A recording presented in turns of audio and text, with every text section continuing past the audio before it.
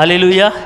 சொல்லுங்க, என்னை பலப்படுத்துகிற இயேசுவினாலே எல்லாவற்றையும் செய்வதற்கு எனக்கு பலன் உண்டு. சொல்லுங்க, எனக்கு விரோதமாக எழும்புகிற எந்த ஆயுதம் இருந்தால் இயேசுவின் நாமத்தில் வாய்க்காமலே போவதாக. அல்லேலூயா. சத்தமா சொல்லுங்க, அல்லேலூயா. சொல்லுங்க, என் தேவன் என்னோடு இருக்கிறார், அசைக்கப்படுவதில்லை. சொல்லுங்க, நான் பலவான். சொல்லுங்க, என் துக்கமெல்லாம் முடிந்தது. என் ஆக்கினைகள் அகற்றிவிட்டார், என் சத்துருக்களை விலக்கிவிட்டார். என் தேவன் நடுவில் வாசம் பண்ணும்படி இனிமேல் தீங்கை பார்க்க மாட்டேன். அல்லேலூயா, அல்லேலூயா. சொல்லுங்க, என்னுடைய வெளிச்சத்திலே ராஜாக்களும் என் ஒளியிலே ஜாதிகளும் கடந்து வருவார்கள். அநேக ஜாதிகளை நான் ஆளுவேன். அல்லேலூயா, அல்லேலூயா. கவனிங்க, நீங்கள் எல்லாருமே ஒரு ஃபயரில் இருக்கணும். எலும்பக்கூடிய ஆள் சோர்ந்து போய் மூஞ்சியை தொங்க போட்டுக்கிட்டு கவலையோடு இருக்கக்கூடாது. அல்லேலூயா. உங்களுக்குள்ள உற்சாகத்தின் ஆவியார் என்ன செய்கிறாரு? இருக்கிறார். ஆமென் சொல்லுங்க. எல்லாம் பக்கத்து ஆளை பார்த்து சொல்லுங்க, எதை பற்றியும் கவலைப்பட மாட்டேன். யெகோவா ஈரே எல்லாம் பார்த்துக்குவார். எதை பற்றியும் கவலைப்படாதீங்க. கர்த்தர் மேலே உங்கள் பாரத்தை இறக்கி வச்சுருங்க. உங்களுக்கு என்ன பாரம் இருக்குது? பிள்ளையை பற்றி இருக்கா? எதிர்காலத்தை குத்தி இருக்கா? இறக்கி வச்சுருங்க. அவர் எல்லாம் பார்த்துக்கொள்வார். எல்லாம் சொல்லுங்கள், அவர் எல்லாம் பார்த்துக்கொள்வார். சொல்லுங்கள், இதுவரை உங்களை நடத்தினார் இல்லையா? இன்னமும் நடத்துவாருமா? ஏமா டல்லாக இருக்கீங்க? பெரிய காரியத்தை கர்த்தர் உங்களுக்கு செய்ய போகிறார். ஆமேன், அல்லேலூயா. ஒரு வசனத்தை எடுப்போம். லூக்கா 12:49. பூமியிலே அக்கினியை போட வந்தேன், அது இப்போதே பற்றி எரிய வேண்டும். அல்லேலூயா. அப்போனா பூமியிலனா வெறும் பூமியில் அக்கினியை போட வந்தேன்னு சொன்னாரா? இல்லை பூமியில் வாழ்கிற மக்கள் மேலே அக்கினியை போட வந்தேன்னு சொன்னாரா? அல்லேலூயா. அதாவது பூமியில் வாழ்கிற நம்ம மேலே நான் அக்கினியை போட வந்தேன். நீங்கள் எல்லாமே பற்றி ஒரு தீவெட்டி போல எரிய வேண்டும். அக்கினி உங்க மேல விழுந்து நீங்க தக தக தகன்னு எரியும்படி, தக தகன்னு பிரகாசிக்கும்படி, தக தகன்னு வெளிச்சம் கொடுக்கும்படி, அனைவருக்கு பிரகாசமாக இருக்கும்படி கர்த்தர் உங்க மேல ஒரு அக்கினியை போட வந்தார். அந்த அக்கினியை பெற்றுக்கொண்டவர்கள் நாம், அபிஷேகத்தை பெற்றுக்கொண்டவர்கள் நாம், விடுதலையை பெற்றுக்கொண்டவர்கள் நாம், மீட்பை பெற்றுக்கொண்டவர்கள் நாம், ஜெயத்தை பெற்றுக்கொண்டவர்கள் நாம். அப்படின்னா நீங்க எல்லாருமே, இந்த பூமியில வாழுகிற எல்லாருமே இயேசுவை சொந்த இரட்சகராய் ஏற்றுக்கொண்டிருந்தால் நீங்கள் எல்லாருமே நீங்கள் தீவெட்டி போல எரிகிற ஆள். அல்லேலூயா, அல்லேலூயா. சத்தமா சொல்லுங்க, அல்லேலூயா. அதாவது உங்கள் வெளிச்சம் அநேகருக்கு தெரிய கடவுது. உங்க மேல எரிகிற அந்த தீவெட்டி அநேகருக்கு தெரிய கடவுது. அப்பனா உங்களுக்குள்ளே ஒரு வெளிச்சம் இருக்கிறது, உங்களுக்குள்ளே ஒரு அக்கினி இருக்கிறது, உங்களுக்குள்ளே ஒரு வல்லமை இருக்கிறது, உங்களுக்குள்ள ஒரு பலன் இருக்கிறது, உங்களுக்குள்ள ஒரு அற்புதம் இருக்கிறது, உங்களுக்குள்ள ஒரு அதிசயம் இருக்கிறது. நீங்க சாதாரண ஆளு அல்ல. நீங்கள் ரட்சிக்கப்பட்டு மீட்கப்பட்டு விடுதலையாக்கப்பட்டு இயேசுவின் பிள்ளைகளா மாறி உங்களை என் தகப்பன் இயேசு இந்த உலகத்துல இந்த பூமியில கொழுந்து விட்டு தக தக தகன்னு எரியும்படியாக ஒரு அக்கினியாக கர்த்தர் உங்களை வச்சிருக்கிறார். அல்லேலூயா. சொல்லுங்க, அக்கினிமயமானவர். அதாவதுங்க பேசுங்க, அக்கினிமயமானவர் எனக்குள்ள இருப்பதால் நான் அக்கினியாய் கொழுந்து விட்டு எரிவேன். அல்லேலூயா, அல்லேலூயா. இன்னைக்கு அநேக தேவ பிள்ளைய வெளிச்சத்தை என்ன செய்றாங்க? மரக்காலால் மூடி வைக்கிறாங்க. இயேசுவா சொல்றாரு, உன் வெளிச்சம் அநேகருக்கு தெரிய கடவுது, உன் வெற்றி அநேகருக்கு தெரிய கடவுது, உன் சுகம் அநேகருக்கு தெரிய கடவுது, உன் மீட்பு அநேகருக்கு தெரிய கடவுது, உன் விடுதலை அநேகருக்கு தெரிய கடவுது, உன் சந்தோஷமும் உன் சமாதானமும் அநேகருக்கு தெரிய கடவுது. அதை மூடி வைக்காத. உன்னிடத்தில் இருக்கிறவர் யார் என்பதை அநேகர் பார்க்கும்படி, உன்னிடத்தில் யார் இருக்கிறார் என்பதை அநேகர் தெரிந்து கொள்ளும்படி உன் வெளிச்சம் அநேகருக்கு பிரகாசமாக, அது வெளிச்சமாக, அது ஒளி வீசட்டும். ஆமென். உங்களை பார்த்தா சொல்லணும், உன்கிட்ட ஒரு வெளிச்சம் இருக்கிறது. உங்களை பார்த்தா சொல்லணும், உங்க மேல ஒரு அக்கினி இருக்கிறது. ஏன்னா அவர்களோடு இருப்பவரை காட்டிலும் நமக்குள்ளே இருக்கிறவர் பெரியவர். அல்லேலூயா, அல்லேலூயா. சத்தமாக சொல்லுங்க, அல்லேலூயா, அல்லேலூயா. சொல்லுங்க, நான் கொழுந்து விட்டு எரிய வேண்டிய ஆளு. நான் எரிகிற தீவட்டி, எரிகிற தீவட்டி. என் வெளிச்சத்தில் அணையர் வந்து வெளிச்சத்தை பார்க்க வருவாங்க. இருளுக்கு எனக்கு சம்பந்தம் இல்லை, இருளுக்கு எனக்கு சம்பந்தம் இல்லை. நான் வெளிச்சத்தின் பிள்ளை. என்னுடைய வெளிச்சத்தில் ஜாதிகள் வரப்போறாங்க, என்னுடைய ஒளியில் அநேக ராஜாக்கள் வரப்போறாங்க. நான் கொழுந்து விட்டு எரிகிற ஆளு. அப்படி இருக்கிறீங்களா? அப்படி இருக்கிறீங்களா? ஆமென் சொல்லுங்க. அப்படி இருப்பேன். அல்லேலூயா. நீங்க சாதாரண ஆள் இல்லை. ஏசப்பா சொல்ற, உன் மேல அக்கினியை போட வந்தேன். ஐயா, நீ பற்றி எரிய வேண்டிய ஆளியா? நீ தக தகன்னு எரியணுமையா? நீங்கள் வந்து நொந்து வந்து அந்த நூலாக போய் என்ன செய்வேன் அப்படின்னு கலங்கி போயிருந்தீங்கன்னா நீங்கள் எரியலை. நீங்கள் என்ன செய்யலை? எரியலை. நீங்கள் ஹேப்பினஸாக, சந்தோஷமாக, சமாதானமாக, மேன்மையாக, உயர்வாய், வெற்றியாய், விடுதலையாய், மீட்கப்பட்ட பிள்ளைகளாகி நீங்கள் வாழ்ந்தீங்கன்னா உங்கள் மேலே ஒரு அக்கினி இருக்குது. ஆமென், அல்லேலூயா, அல்லேலூயா. அப்போ ஒவ்வொருத்தரும் நீங்கள் அக்கினிக்குள்ளே வரணும். அல்லேலூயா. அதனால் நீங்கள் சாதாரண ஆள் அல்ல. எல்லாம் சொல்லுங்க, நான் சாதாரண ஆள் அல்ல, நான் சாதாரண ஆள் அல்ல. நான் கொழுந்து விட்டு எரிய வேண்டிய ஆள், நான் எரிய வேண்டிய ஆள். என்னுடைய அக்கினி எப்போது எரிந்து கொண்டே இருக்கும். நீங்கள் எரிஞ்சுக்கிட்டே இருந்தீங்கன்னா உங்கள் மேலே ஒரு பாம்பு வந்து விழுகுமா? உங்கள் மேலே பூரா வந்து விழுகுமா? உங்களை அனலை பார்த்து பாம்பு ஓடிடும், உங்கள் அனலை பார்த்து பூரா ஓடிடும். அல்லேலூயா. ஏன்னா உங்ககிட்ட அனல் இருக்குது, பக்கத்தில் வர முடியாது, வேறு பக்கம் கிட்ட போயிடும், அனல் இல்லாத பக்கம் போயிடும். ஏன்னா உங்ககிட்ட அனல் இருக்கிறபடியால் எந்த பிசாசு, கொல்லிவா பிசாசு ஏதாச்சும் வருவானா உங்கள் பக்கத்தில்? வரமாட்டான். ஏன்னா நீங்கள் தகன்னு இருக்கீங்க, அப்படி கொழுந்து விட்டு எரிஞ்சிக்கிட்டு இருக்கிறீங்க. உங்கள் மேலே நெருப்பாக இருக்கிறாரு. அல்லேலூயா, அல்லேலூயா சொல்லுங்க, அல்லேலூயா. அதுக்கு தான் அக்கினியை போட வந்தார். அப்போனா அக்கினியை போட வந்தார்னா அந்த அக்கினியை வாங்கிட்டு அந்த அக்கினியை பற்றி கொண்டு அக்கினியை நீங்கள் வெளிச்சம் கொடுக்கணும், அக்கினியாக நீங்கள் வாழணும். தோத்து போன வாழ்க்கை வாழக்கூடாது, அவமானப்பட்ட வாழ்க்கை வாழக்கூடாது, ஜெயிக்கிற வாழ்க்கை வாழணும். துக்கத்தை முறியடிக்கக்கூடிய வாழ்க்கை. எவ்வளவு பிரச்சனை இருந்தாலும் அந்த பிரச்சனை அக்கினியால் சுட்டரிக்கணும். எவ்வளவு பெரிய போராட்டம் இருந்தாலும் அந்த போராட்டத்தை அக்கினியால் சுட்டரிக்கணும். அதுதான் கர்த்தர் உங்களை வச்சிருக்கிறார். ஆமென் சொல்லுங்க, அல்லேலூயா, அல்லேலூயா சொல்லுங்க. எனக்குள்ள இருக்கிற அக்கினி அபிஷேகம் தேவையில்லாத பிரச்சனையை சுட்டரிக்கும். என் கழுத்தில் நுகத்தை அறுத்து போடும். அபிஷேகத்தால் என்னுடைய நுகங்கள், என்னுடைய தேவையில்லாத கட்டுகள் அறுபட்டு நெருப்பப்பட்ட நூல் போல சுட்டரிக்கும். அல்லேலூயா. சிம்சன் மேலே ஒரு பெரிய கட்டு கட்டியிருந்தாங்க. ஒரு கடைசியாக ஒரு விண்ணப்பம் வச்சார். ஆவியானவரே, கடைசியாக ஒரு விஷயம் என்னை நிரப்புங்க, கடைசியாக ஒரு விஷயம் என்னை மூடுங்கன்னு சொன்ன உடனே அவர் இறங்கினார். பார்த்துக்கொள்ளுங்க, அவர் மேலே கட்டப்பட்டிருந்த அந்த கயிறு என்ன சொல்லுதுன்னா, வேதம் நெருப்புப்பட்ட நூல் போல அது அப்படியே பொசுங்கி போச்சு. அல்லேலூயா. நல்லா தெரிஞ்சுக்கொள்ளுங்களேன். மேல் வீட்டறையில் சீசர்கள் பயந்து போய் வெளியே தலை காட்ட முடியாமல்,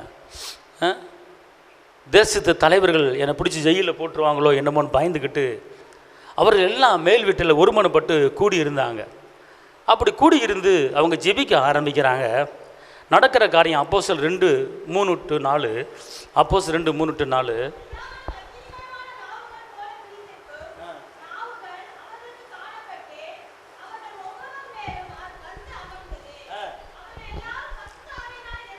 நிரப்பப்பட்டு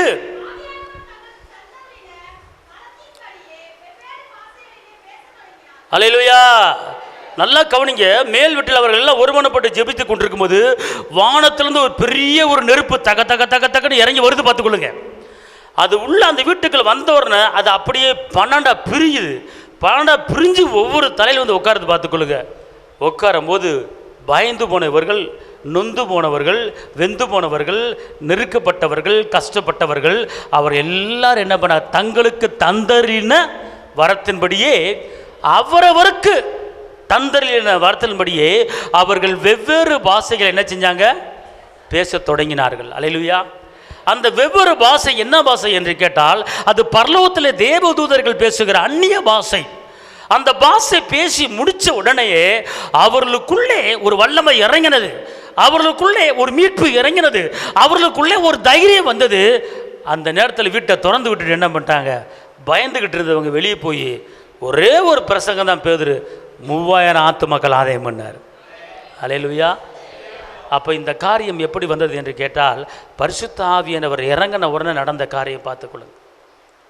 உங்களுக்கு பலவிதமான பிரச்சனைகள் இருக்கிறதா, பலவிதமான நெருக்கங்கள் இருக்கிறதா, பலவிதமான சோதனைகள் இருக்கிறதா, அது எல்லாம் உங்கள் கண்ணு முன்னால் சுட்டரிக்கப்பட்டு போகணும். உங்கள் பிரச்சனை சுட்டரிக்கப்பட்டு போகணும், உங்கள் நெருக்கம் சுட்டரிக்கப்பட்டு போகணும், உங்கள் துக்கம் சுட்டரிக்கப்பட்டு போகணும். அதுக்கு மெயின் காரணம் என்னன்னு கேட்டிங்கன்னா, உங்கள் மேலே ஆவியானவர் இறங்கிட்டாருன்னா உங்கள் பிரச்சனைகள் எல்லாம் ஒன்றுமூலமாயிரும். ஆமென் சொல்லுங்க. அல்லேலூயா. சத்தமா சொல்லுங்க. அல்லேலூயா. அவர்கள் வெவ்வேறு பாஷைகள் என்ன செஞ்சாங்க, பேச தொடங்கினாங்க. பார்த்துக்கொள்ளுங்க. அதுக்கு தாங்க பெலன். அதான் சத்துரு வெள்ளம் போல வரும்போது ஆவியானவர் கொடியேற்றுவார். அவன் வெள்ளம் போல வருவான் பிரச்சனை கொடுக்கறதுக்கு, வெள்ளம் போல வருவான் பலவீனத்தை கொடுக்கறதுக்கு, வெள்ளம் போல வருவான் நெருக்கத்தை கொடுக்கறதுக்கு. ஆனா ஆவியானவர் கொடியேற்றி எல்லாவற்றையும் முறியடித்து நமக்கு ஜெயத்தை கொடுக்க அவர் வல்லவராக இருக்கா. அதான் தாகம் உள்ளல் மேல் தண்ணீரை ஊற்றுவேன் என்று சொன்னார். அல்லேலூயா. தாகம் உள்ளல் மேல் தண்ணீரை ஊற்றுவேன் என்று, வறண்ட நிலத்தில் ஆறுகளை ஊற்றுவேன் என்று. நீங்கள் தாகமாக இருந்தீங்கன்னா உங்கள் மேலே அவர் என்ன செய்வார், ஊற்றுவார். அல்லேலூயா சொல்லுங்க. நீங்கள் தாகமாக ஆவியானவரே என்னை நிரப்புங்க, ஆவியானவர் என்னை தொடுங்க, உங்களோட அக்கினி என் மேலே இறங்கட்டும் அப்படி நீங்கள் சொல்லிட்டீங்கன்னா அவர் அழகாக உங்கள் மேலே இறங்குவார். அல்லேலூயா. கவனிங்க. உங்கள் மேலே ஒரு அபிஷேகம் இறங்கிடுச்சுன்னு வச்சுக்கொள்ளுங்க, உங்கள் நுகம் அறுபட்டு போயிடும். எவ்வளவு பெரிய நுகம் இருந்தாலும் சரி, அதனால் ஆவியானவர் என்ன செய்வார், அறுத்து போட்டுருவார். அதுக்கு தான் ஆவியில் அனலாக இருங்க. ஆவியில் என்ன செய்யுங்க, அனலாக இருங்க. நல்லா தெரிஞ்சுக்கொள்ளுங்க. நீங்கள் ஜெபம் பண்ணாலும் ஆவியின் பிரச்சனத்தை உணரணும், நீங்கள் பைபிள் படித்தாலும் ஆவியின் பிரச்சனத்தை உணரணும். அதான் சொல்லப்பட்டிருக்கு. வாசிங்க 2 நாளாகமம் 7ஆம் அதிகாரம் 1-3. சீக்கிரம்.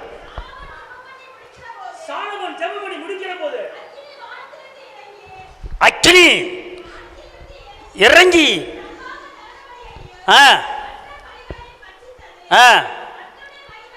கர்த்தருடைய மகிமை ஆலயத்தை நிரப்புச்சு. அல்லேலூயா சொல்லுங்க. எல்லாரும் எல்லாம் சொல்லுங்க. கர்த்தருடைய மகிமை, கர்த்தருடைய மகிமை என் சரீரமாகிய ஆலயத்தை நிரப்புவதாக, நிரப்புவதாக, நிரப்புவதாக. அல்லேலூயா. அல்லேலூயா. எங்க ஜெபம் பண்ணி முடிக்கும்போது சடிதியில் பரலோகத்திலிருந்து அக்கினி இறங்கி அவர்களை மூடிச்சு. இன்னைக்கு நீங்களும் நானும் ஜெபம் பண்ணும்போது அக்கினி இறங்கணும். அப்படிப்பட்ட ஒரு ஜெபம். அல்லேலூயா. அப்ப ஜெபம் எப்படிப்பட்ட ஜெபமா இருக்கணும்? சாலமோன் ஜெபம் பண்ணி முடிக்கையிலே பரலோகத்திலிருந்து ஒரு அக்கினி இறங்கினது. இறங்கி அந்த ஆலயம் முழுவதும் என்ன செஞ்சிருச்சு, அப்படியே நிரப்பிருச்சுங்க. அந்த நேரத்தில் எந்த பலவீனம் இருந்தாலும் சரி, எந்த போராட்டம் இருந்தாலும் சரி, அது சுட்டரிக்கப்பட்டோம். உங்களுக்கு எதிராக எழும்புகிற ஆயுதமா, உங்களுக்கு எதிராக இருக்கிற பிரச்சனையா, கவலைப்படாதீங்க. நீங்கள் ஆவியில் அனலாக இருந்தீங்கன்னு வச்சுக்கொள்ளுங்க. இங்கே இருங்களேன். இங்கே என்ன சொல்லப்பட்டிருக்கு அப்படின்னு கேட்டிங்கன்னா, ஜெபிச்சு முடித்த உடனே அக்கினி இறங்குச்சு. அந்த வசனத்தை திருப்பி படிங்க பார்ப்போம். எல்லாம் சொல்லுங்க. அவங்க பேரை படி சொல்லுங்க.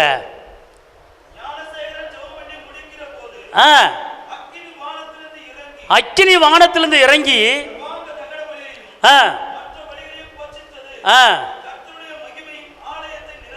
கர்த்தருடைய மகிமை என்ன செஞ்சிருச்சு? இங்க இருங்க. இந்த கர்த்தருடைய மகிமை யாரை உணர்றீங்களோ, கர்த்தருடைய மகிமையை யாரை நீங்க அனுபவிக்கிறீங்களோ, உங்க சரீரத்தில் ஒரு பெரிய மாற்றத்தை பார்ப்பீங்க. உங்க உள்ளான ஆவியில, உள்ளான ஆத்மால ஒரு பெரிய மாற்றத்தை பார்ப்பீங்க. உங்க சரீரத்தில், ஸ்கின்னில், முகத்தில், தோலில் ஒரு பரு இருந்தாலும் சரி, உள்ளான உறுப்பில் ஒரு பலவீனம் இருந்தாலும் சரி, அது எல்லாமே அந்த மகிமையில், அந்த பிரசன்னத்தில் அது எல்லாம் மாறி ஒரு புது தோல் போல் அது மாறி ஒரு பெரிய வல்லமைகள் வந்துருவீங்க. நாகமான் குஷ்டரோகி அவன் 7 தடவை முங்கி எந்திரிச்ச உடனே ஒரு குழந்தை தோல் எப்படி இருந்துச்சோ அதே போல் மாறிச்சு. தேவனுடைய மகிமை இறங்குச்சு அவர் மேலே. சுகமளிக்க வல்லமை. அதனால தாங்க அக்கினி அதை உணரணும், அபிஷேகத்தை உணரணும், அவர் பிரசன்னத்தை உணரணும், அவர் வல்லமையை உணரணும். நீங்க ஜெபிக்கும் போது எப்படி சாலமோன் ஜெபிக்கும் போது அந்த தேவனுடைய மகிமை எப்படி இறங்குச்சு பார்த்தீங்களா? இன்னைக்கு நம்முடைய ஜெபிக்கிற ஜெபத்துல தேவனுடைய மகிமையை நீங்க உணர்ந்து ஜெபிக்கிறீங்களா? தேவ பிரசன்னத்தை நான் பார்த்தேன், தேவ வல்லமையை நான் பார்த்தேன், தேவ அக்கினியை நான் பார்த்தேன், எம்மோட அக்கினி இறங்குறத நான் ஆவியில உணர முடிஞ்சிச்சு அப்படிங்கிற ஒரு அனுபவம் உங்களுக்கு வரணும். அதுதான் உண்மையிலேயே ஜெபிக்கிற வல்லமை, அக்கினி ஜெபம். அல்லேலூயா, அல்லேலூயா சொல்லுங்க, அல்லேலூயா. அதனால உங்களுடைய ஜெபத்தில் அபிஷேகத்தை நீங்க பார்க்கணும். மாறாக நீங்கள் பைபிள் படிக்கிறீங்க தெரியுமா, வேதம் வாசிக்கிறீங்க தெரியுமா, பைபிள் படிக்கும்போது கூட உங்களுக்கு தெரியாமலே ஒரு அபிஷேகம் உங்களை மூடும். அந்த அனுபவம் உங்களுக்கு இருக்கணும். அப்போ தான் நீங்கள் உண்மையிலே ரட்சிக்கப்பட்டு ஞானஸ்நானம் எடுத்து அபிஷேகம் பெற்ற பிள்ளைகள் என்று உறுதி பண்ண முடியும். அவர் பிள்ளைங்களுக்கு அத்தாரிட்டி என்ன தெரியுமா? நீங்கள் பைபிள் படிச்சுக்கிட்டே இருக்கீங்க, படிச்சுக்கிட்டு இருக்கும்போது உங்கள் மேலே ஒரு அக்கினி இறங்கன்னு பார்த்துக்கொள்ளுங்க. அப்படி இறங்கும் போது நீங்கள் ஒரு பாயிண்ட்டை கொடுத்துருணும், ஒரு விண்ணப்பத்தை வச்சிருந்தேன். அது எவ்வளோ பெரிய விண்ணப்பம் இருந்தாலும் உடனே பதில் வரும். வாசிங்க சங்கீதம் 33:3. என் இருதயம் எனக்குள்ளே அனல் கொண்டது, நான் தியானிக்கிற அக்கினி மூண்டது, அப்பொழுது என் நாவினால் விண்ணப்பம் செய்தேன். எப்படி போட்டிருக்கு பார்த்தீங்களா? இங்கே பாருங்க, நீங்கள் ஒரு விண்ணப்பம் பண்ணுறீங்க, உங்கள் தேவைகள் கேட்குறீங்க, உங்களுக்கு உண்டான எவ்வளவு தேவைகள் இருக்கு, அந்த தேவைகள் உங்களுக்கு சந்திக்கப்பட வேண்டும். அப்போ அந்த தேவைகள் உடனே சந்திக்கப்பட வேண்டும் என்றால் நீங்கள் வேதத்தை வாசிக்கணும், பைபிளை வாசிக்கணும். பைபிளை வாசிக்கும் போது ஃபஸ்ட்டு நீங்கள் என்னத்தை அனுபவிக்கிறீங்க அப்படின்னு கேட்டால் உங்கள் இருதயம் அனல் கொள்ளும், உங்கள் இருதயம் கொழுந்து விட்டு எரியும், உங்கள் இருதயம் நெருப்பாக இருக்கும். அப்போ இருக்கும் போது உங்கள் மேலே ஒரு அக்கினி அபிஷேகம் இறங்கும். அந்த நேரத்தில் உங்க வாயினால நீங்க விண்ணப்பம் வைக்கும் போது, நீங்க ஜெபிக்கும் போது, எப்பேற்பட்ட விண்ணப்பமா இருந்தாலும் அந்த ஜெபத்துக்கு பதில் உடனே. அல்லேலூயா. இந்த அனுபவம் தேவ பிள்ளைகளுக்கு வரணும் ஐயா. பைபிள் படிக்கும் போது அக்கினியானவர் இறங்கணும், பைபிள் படிக்கும் போது ஆவியானவர் இறங்கணும். அப்ப இறங்கிட்டாரு அந்த உணர்வு வருது பாருங்க, அந்த உள்ள சுட்டரிக்கப்படுது பாருங்க. அந்த நேரத்தில் நீங்கள் முழங்கால போட்டு அப்பான்னு கூப்பிட்டு உங்கள் தேவைகளை எல்லாத்தையும் நீங்கள் கேட்டீங்கன்னா விடிஞ்ச உடனே எல்லா தேவைகளும் உங்கள் கண்ணு முன்னால் நிற்குமையா, உன் எதிர்பார்ப்பு உன்னை தேடி வருமையா, உன் தேவைகள் சந்திக்கப்படுமையா. இதுதாயா ஒரு அக்கினியில் ஜெபிக்கிற ஜெபம், இதுதான் அபிஷேகத்தில் ஜெபிக்கிற ஜெபம், இதுதான் வேத வசனங்களை தியானித்து ஜெபிக்கிற ஜெபம். அல்லேலூயா. எவ்வளோ பெரிய பலவீனம் இருக்கட்டுங்க, நான் சொல்கிறேன். உங்கள் குடும்பத்தில் எவ்வளோ ஒரு பலவீனம், கொல்லி நோய் இப்போ பலவீனம் இருக்கட்டும், உயிர் கொல்லி நோய் பலவீனம் இருக்கட்டும், வேதவசனம் வாசிக்கிட்டே இருங்க. வாசிக்க வாசிக்க வாசிக்க உங்கள் இருதயம் என்ன செய்யுமா? எப்படி போட்டிருக்கு இருதயம்? இருதயம் எப்படி போட்டிருக்கு? இருதயம் அனலாகும். உங்களுக்கு தெரியாது அந்த இருதயம் அனலாகிறது. அந்த இருதயம் அப்படி சூடாகும் போது உங்கள் உடம்பு ஃபுல்லாக அப்படியே ஒரு பெரிய அக்கினி இறங்குவதை உணர்வீங்க. உடனே நீங்கள் உணர்ந்துட்டீங்கன்னா ஆகா ஆவியானவர் இறங்கிட்டாரே அப்படின்னு நினச்ச உடனே முழங்கால போட்டு அப்பவே உங்கள் தேவைகள் எல்லாத்தையும் நீங்கள் கேட்க ஆரம்பிச்சிட்டிங்கன்னா இமிடியட்லியா அந்த விண்ணப்பத்துக்கு பதில் கிடைக்கும். அல்லேலூயா. இந்த அனுபவம் தேவ பிள்ளைகளுக்கு இருக்கணுங்க. அதாவது தியானிக்கையில் வேத வசனங்களை தியானிக்கையில் இருதயம் அனலா மாறணும். அதுக்கப்புறம் பாருங்கள் அக்கினி அபிஷேகம் கிடைக்கும். அதுக்கப்புறம் விண்ணப்பத்தை வைக்கும்போது கர்த்தர் உங்களுக்கு பெரிய காரியத்தை அவர் செய்வார். அல்லேலூயா. இப்படி இருந்துட்டீங்கன்னு வச்சுக்கொள்ளுங்களேன், நீங்கள் எந்த பிரச்சனையும் உங்களை ஒன்றும் செய்ய முடியாதுங்க. எத்தனை கோடி கடன் இருந்தாலும் அதை அடைப்பதுக்கு நான் வழியை கர்த்தர் உருவாக்கி தருவார். எல்லா ரகசியங்கள் நம்மகிட்ட இருக்குது, எல்லா ரகசியமும் நம்மகிட்ட இருக்குது. நம்ம செய்கிறது கிடையாது, நம்ம அது ஃபாலோ பண்ணுறது கிடையாது. தேவையில்லாத காரியத்தை வந்து அந்த நூலாக போயிட்டு கிடக்கு. அவர் சொல்கிறார் பார்த்துக்கொள்ளுங்க, நான் தியானிக்கையிலே இருங்களேன். ஈசாக்கு செஞ்சது எல்லாமே வாச்சிச்சு தெரியுமா? ஈசாக்கு என்ன விதைச்சாலும் சரி 100 மடங்கு அறுவடையை பார்ப்பார். சரிங்களா? அது வெயில் காலமாக இருக்கலாம், மழை காலமாக இருக்கலாம், எந்த காலமாக சரி வருஷத்துக்கு 3 போக தருப்பார். சில பேர் மழை காலத்தில் தான் விதைப்பாங்க. ஆனால் ஈசாக்கு என்ன செய்வார் தெரியுமா? மழை காலம் தேவையில்லை, எதுவுமே தேவையில்லை, எங்கே எப்போ விதைக்கிறாரோ 3 மடங்கு 100 மடங்கு வருஷத்துக்கு 3 போக 4 போக விதைப்பார். ஆமென் சொல்லுங்க. அறுத்துக்கிட்டே இருப்பார். ஆமே. அல்லேலூயா, அல்லேலூயா. அமெரிக்காவில் இந்த ஒரு நதி, ஒரு ஒற்றாத நதி ஒன்று ஓடிக்கிட்டு இருக்கு. அறுக்க விதைக்க அப்படி தான் கோதுமையை வச்சுக்கிட்டு இருக்காங்க. விளைஞ்சிக்கிட்டே இருக்கும் பார்த்துக்கொள்ளுங்க. வைக்க இடமில்ல கோதுமையை, அறுவடை அப்படி. புரியுதுங்களா? அதனால் நல்லா தெரிஞ்சுக்கொள்ளுங்க. இன்றைக்கி நீங்கள் என்ன செய்யணும்? ஆவிக்குள்ளே அனலாக மாறணும். வேறு ஒன்றுமே இல்லைங்க. உங்களுக்குள்ளே இருக்கிறாருங்க, அவர் கொழுந்து விட்டு எரிய விடுங்க. உங்களுக்கு கொழுந்து விட்டு எரிய விட்டு நீங்கள் விண்ணப்பத்தை வைங்க, உங்கள் ஜெபத்துக்கு பதில் வந்துடும். ஆமென். மழை போல பிரச்சனை வந்தாலும் அந்த பிரச்சனையை பனி போல உருவ வைக்கிற கர்த்தர். ஆமென் சொல்லுங்கள். ஏன் பிரச்சனைன்னு சொல்லிட்டு வேதனைப்பட்டுக்கிட்டு இருக்கீங்க? எதுக்கு அங்கங்கே அலக்கழிக்கிறீங்க? ஏன் அங்கங்கே ஓடுறீங்க? உங்களுக்குள்ளே ஒருத்தர் இருக்கிறாரு விண்ணப்பத்தை கொடுக்கறதுக்கு. நீங்கள் அக்கினியாக மாறுங்க, உங்கள் பிரச்சனை அக்கினியில் சுட்டரிக்கப்படும், உங்கள் வேதனை அக்கினியில் என்ன செய்யப்படும்? சுட்டரிக்கப்படும். ஆமென் சொல்லுங்கள். அல்லேலூயா, அல்லேலூயா. பாருங்க, 450 பாகாலுக்கு முன்னால் ஒரு தேவ மனிதன், 450 பாகாலுக்கு முன்னால் ஒரு தேவ மனிதன் அவர் நிற்கிறார். கொஞ்சம் கூட பயப்படல, கொஞ்சம் கூட பயப்படல. அவர் தெனாவட்டா நெஞ்சு தூக்கிட்டு பேசுகிறாரு, நான் தேவ சமூகத்திலிருந்து வருகிற மனுஷன். அல்லேலூயா. அவர் அக்கினி இறக்கிறார். பார்த்துக்கொள்ளுங்க, எடுத்துக்கொள்ளுங்க. 1 ராஜாக்கள் 18 36 to 39.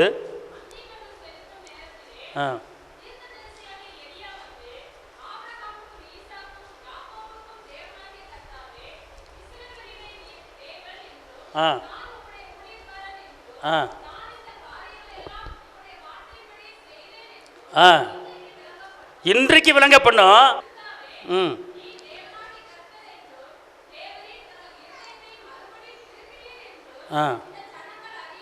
இந்த ஜனங்கள் அறியும்படிக்கு என் ஜெபத்தை கேட்டாரலும், என்னை கேட்டாரலும், என்னை கேட்டாலும், என்னை கேட்டாலும் 3 வாட்டி சொல்றாரு. அதுக்கப்புறம் பாருங்க, அக்கினி இறங்குது. அங்க இருக்கிற எல்லா மக்களும் அப்படியே தாள குப்புற விழுந்து, கர்த்தரே தெய்வம், கர்த்தரே தெய்வம், கர்த்தரே தெய்வம் என்று எல்லாரும் ஆர்ப்பரித்தார்கள். தேவ நாமம் அங்கு வெளிப்பட்டது. ரட்சிப்படையாத மக்கள், தேவனை ஏற்றுக்கொள்ளாதவர்கள் அங்கு எல்லாம் ஏற்றுக்கொண்டு தாள விழுந்து அவர்கள் வணங்கினார்கள். எப்படி? அந்த அக்கினி அபிஷேகம் இறங்கனால. எலியா ஒரு மனுஷன் சுத்தி 450 பாகால் நிற்கிறாங்க. வீரமா பேசுறாரு, தைரியமா பேசுறாரு. காரணம் என்ன? அவர் சொல்றாரு, நான் தேவ சமூகத்திலிருந்து வருகிற மனுஷன். அல்லேலூயா, அல்லேலூயா. அப்ப இன்னைக்கு நமக்குள்ள இருக்கிற ஆவியானவரை கொழுந்து விட்டு என்ன செய்யுங்க? எரிய விடுங்க. அல்லேலூயா. சோர்ந்து போகாதீங்க.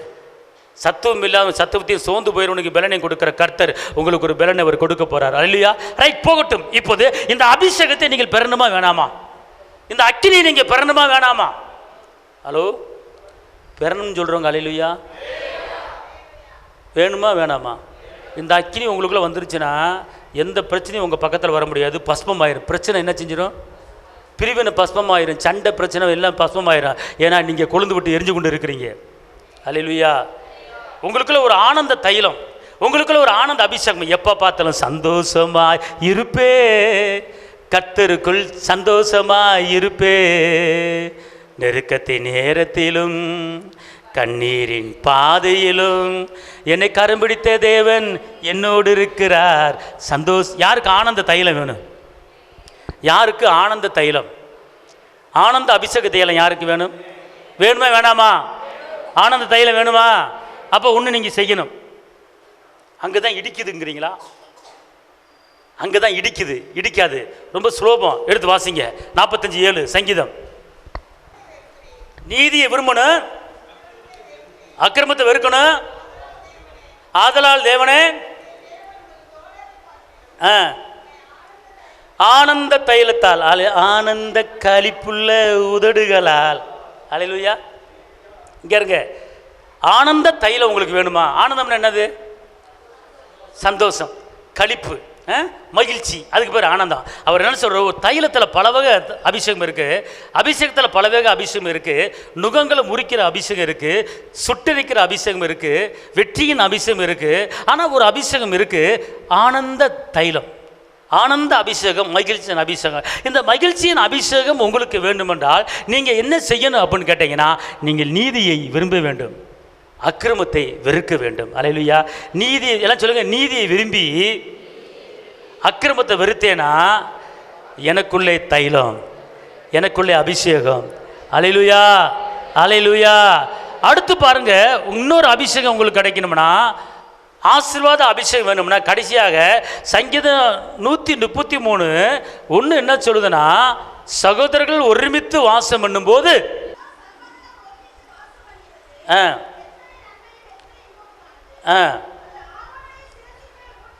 ஆரோன் சிரசில் ஊற்றப்பட்டு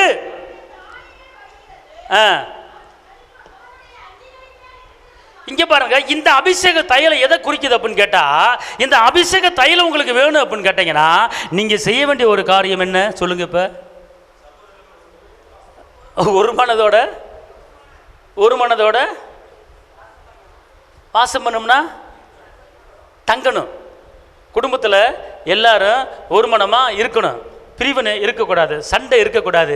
ஒரு மனமாக நீங்கள் வாழ்ந்தீங்கன்னா உங்களுக்குள்ள கர்த்தர் சொல்கிறாரு, அபிஷேக தைலத்தை ஊற்றி அங்கே நான் ஆசீர்வாதத்தையும் ஜீவனையும் கட்டளையிடுவேன். அல்லேலூயா, அல்லேலூயா. கர்த்தர் பெரிய காரியம் செய்வார். நம்ம ஜெபம் பண்ணுவோம். தகப்பனே இயேசுவே, உம்மை நன்றியோடு துதிக்கிறேன், உம்மை ஸ்தோத்திரிக்கிறேன். இந்த வேலையிலே ஆண்டவரே, அக்கினி அபிஷேகம் ஒவ்வொரு மேலே இறங்கும்படி, ஒவ்வொரு மேலே ஆளுகை செய்யும்படி இப்படி சமூகத்தில் வந்திருக்கிறோம் ஐயா. இந்த நேரத்தை நீங்கள் பொறுப்படுத்திக் கொள்ளுங்க. சுட்டரிக்கிற அக்கினி, மேல் வீட்டில் இறங்கி வந்த அக்கினி, எலியா மேலே இறங்கி வந்த அக்கினி எங்கள் மேலே இறங்கி நாங்கள் வெற்றி வாழ்க்கை வாழும்படி எங்கள் சூழ்நிலை மாற்றி அமைங்க. இயேசுவின் நாமத்தில் பிதாவே, ஆமென்.